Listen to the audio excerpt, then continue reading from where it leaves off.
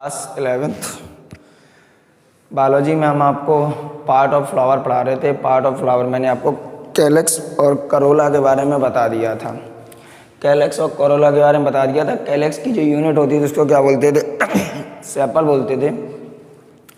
और करोला की जो यूनिट होती थी उसको पेटल बोलते थे। हम आपको बताएंगे आज दो और फ्लावर के पार्ट जिसमें एंड्रोसियम और गाइनोसियम आता है। आपको पता है एंड्रोसियम क्या होता है? एंड्रोसियम आपका है मेल रिप्रोडक्टिव ऑर्गन।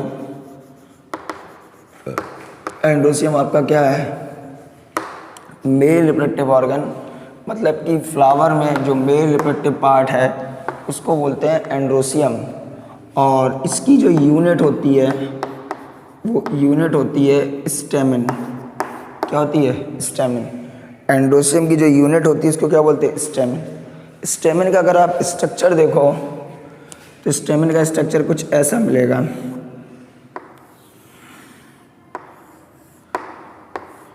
ये आपका एंथर होता है, ये आपका एंथर होता है, ये फिलामेंट हो गया, ये फिलामेंट हो गया और ये क्या हो गया? स्टाक हो गया। ठीक है। ये अगर एंथर अगर आप देखो तो ये एंथर आपका कैसा होता है? बाइलोब होता है। बाइलोब मतलब इसमें दो लोब होते हैं। कुछ अगर इसको यहाँ से ऐसे ऐसे ऐसे करके काटो, क्योंकि सारी कहानी तो एंथर की होती है, तो ये ऐसे करके कुछ ऐसे स्ट्रक्चर आती है काटने पर। ये कुछ ऐसी कहानी आती है। तो ये देखो, ये दो लोब होते हैं एंथर में, बाइलोब होते हैं, और एक लोब में दो थीका होते हैं। एक लोब में दो थीका होते हैं। तो एक थीका ये, एक थीका ये, एक थीका ये, एक थीका ये। तो इसको बोलते हैं टेट्रा थीकस। तो कुल मिला के कह सकते हैं कि जो एंथर होता है आपका, स्टेमेन इसकी यूनिट होती है, इसमें जो एंथर होता है ये बाइलोब होता है, टेट्राथीकस होता है जिसमें चार थीका होते हैं, और इन्हीं थीका के अंदर पोलिन शेक होता है। इन्हीं थीका में क्या होता है? पोलिन शेक होता है, जिसमें फॉर्मेशन होता है पोलिन ग्रेन का। किसका फॉर्मेशन होता है? पोलिन ग्रेन का फॉर्मेशन होता है। कोई दिक्कत? तो what is the androecium? Male reproductive organ. इसकी यूनिट क्या होती है? स्टेमेन। इसकी स्ट्रक्चर में क्या क्या होता है? स्टेमेन में क्या होता है? एक एंथर होता है, लोब लाइक स्ट्रक्चर, फिलामेंट होता है, उसके बाद स्टाल्क होता है। अगर आप एंथर को काटो तो आपको दिख जाएगा कि एंथर आपका बाइलोब होता है और एक लोब में आपके चार थीका होते हैं। पता है कभी कभी क्या होता है कि इस स्टेमेन में ये जो एंथर है, इस एंथर के अंदर पोलिन ग्रेन का फॉर्मेशन नहीं होता है, मतलब वो स्ट्राइल स्टेमेन होता है। स्टेमेन कैसा होता है? स्ट्राइल स्टेमेन होता है। स्ट्राइल का मतलब ये है कि उसमें आपके फर्टिलाइजेशन करने की पावर नहीं है। तो जो स्ट्राइल स्टेमेन होता है उसको बोलते हैं स्टेमिनोड। क्या बोलते हैं? स्टेमिनोड। मतलब वो स्टेमेन जिसमें फर्टिलाइजेशन की पावर नहीं है, मतलब जिसमें पोलिन ग्रेन का फॉर्मेशन नहीं हो सकता है, पोलिन ग्रेन का फॉर्मेशन नहीं हो सकता है, उसको बोलते हैं स्ट्राइल स्टेमेन। और इसका एग्जाम्पल कौन है? स्टेमिनोड। कौन एग्जाम्पल है? स्टेमिनोड। ठीक है। कोई दिक्कत?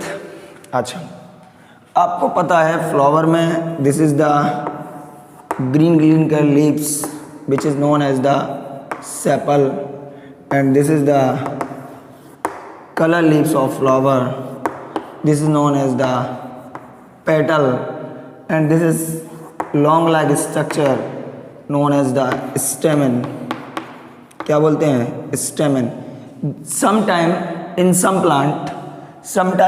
plant these stamen joint with, ये stamen आपका जुड़ा रहता है किसके साथ? पेटल के साथ। किसके साथ जुड़ा रहता है? पेटल के साथ। When stamen joined with petal, then it is known as the epipetalous.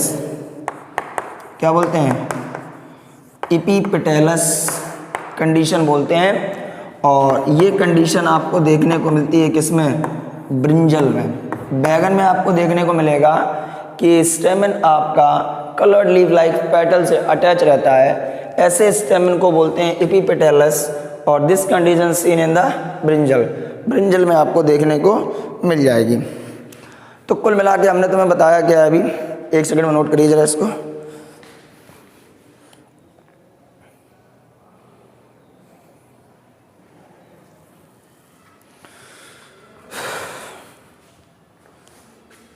ठीक है, नोट करो जल्दी से।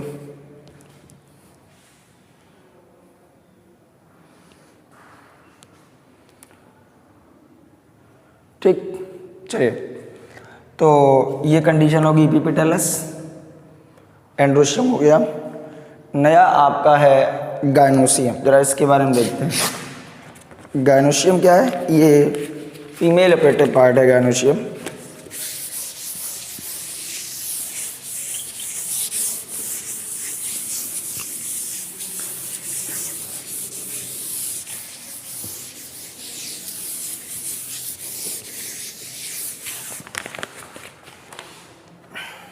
अगला चौथा पार्ट है फ्लावर का,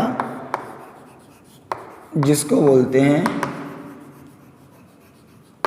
गायनोशियम। और गायनोशियम आपका है फीमेल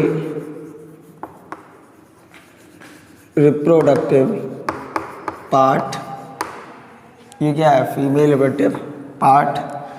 और इसकी जो यूनिट होती है, जैसे उसकी यूनिट का स्टेमन थी, ऐसी इसकी यूनिट होती है कार्पेल। क्या होती है, कार्पेल। अगर आप कार्पेल की स्ट्रक्चर की बात करो तो this is a flat structure which is known as the stigma. इसको स्टिग्मा बोलते हैं। Long structure, this is known as the style. And a question like फूला हुआ part, this is known as the ovary. And inside the ovary आपको इस structure cavity like present known as the placenta. तो gynoecium क्या होता है, female operative part होता है। इसकी यूनिट क्या होती है, कार्पेल। कार्पेल का स्ट्रक्चर कैसे होता है, कार्पेल का स्ट्रक्चर होता है एक फ्लैट स्ट्रक्चर होती है, इसको स्टिग्मा बोलते हैं। इसके बाद एक लॉन्ग सिलेंडर लाइक बॉड निकला रहता है पार्ट, इसको स्टाइल बोलते हैं। यहाँ पे ये गोल गोल पार्ट होता है, ओवरी होती है। ओवरी के अंदर प्लेसेंटा होता है। ठीक है, इस स्टिग्मा पे आके पोलिन ग्रेन गिर जाता है। पोलिन ग्रेन गिरने के बाद, मतलब पोलिन ग्रेन किससे आएगा, मेल से आता है। मेल से पोलिन ग्रेन गिरने के बाद ये स्टाइल से जाता हुआ इस ओवरी में जाके, ओव्यूल से जाके मिलता है और अपना फर्टिलाइजेशन करता है। वो अलग बात है, ये गायनोशियम का हो गया। अगर किसी में एक कार्पेल है तो ऐसे फ्लावर को बोलते हैं मोनोकार्पलरी। और अगर किसी में एक से ज़्यादा कार्पेल है, this structure is only one known as the monocarpellary. अगर एक से ज़्यादा स्ट्रक्चर है तो इसको बोलते हैं मल्टी कार्पलरी। क्या बोलते हैं, अगर एक है तो मोनोकार्पलरी और एक से ज़्यादा है तो मल्टी कार्पलरी। मल्टी कार्पलरी में भी ज़रा ध्यान से देखो, अगर सभी कार्पेल अलग अलग हैं, एक दूसरे से जुड़े हुए नहीं हैं, अलग अलग हैं, तो अलग अलग हैं, इस कंडीशन को बोलते हैं एपोकार्पस। क्या बोलते हैं, एपोकार्पस। मीन्स क्या है, सभी कार्पेल अलग अलग हैं। और अगर सभी कार्पेल एक दूसरे से जुड़े हुए हैं, एक दूसरे से जुड़े हुए हैं बहुत ज़्यादा, लेकिन एक दूसरे से जुड़े हुए हैं, this type of condition is known as the syncarpous condition. क्या बोलते हैं, सिनकार्पस कंडीशन। सिनकार्पस मतलब साथ साथ। हाउ टू लर्न, आप और अलग अलग कार्पेल अगर अलग अलग हैं तो आप और अलग अलग, आप और एपोकार्पस, साप और संगे संगे, साप और syncarpous. This is the structure of carpel. तो मैंने फ्लावर के चारों पार्ट के बारे में पढ़ लिया, कैलक्स के बारे में पढ़ लिया, करोला के बारे में पढ़ लिया, एंडोशियम के बारे में पढ़ लिया, गायनोशियम के बारे में पढ़ लिया। एंडोशियम मेल ऑपरेटिव पार्ट था, गायनोशियम फीमेल ऑपरेटिव पार्ट था। एंडोशियम की यूनिट स्टेमन थी, गायनोशियम की कार्पेल है, उसके बारे में पढ़ लिया। अब हम अगली क्लास में पढ़ेंगे फैमिली के बारे में। What is meaning of family, कि तमाम फ्लावर अलग अलग प्लांट की स्टडी करना पॉसिबल नहीं है। तो एक जैसे प्लांट की एक फैमिली बना दी गई, एक तरीके के और प्लांट उनकी फैमिली बना दी गई, तो उससे फैमिली बन के रेडी हुई है। एक आधी फैमिली अपने सिलेबस में है, उसको पढ़ाएंगे। ठीक है, आज के लेक्चर के लिए इतना ही काफ़ी। Okay, thank you.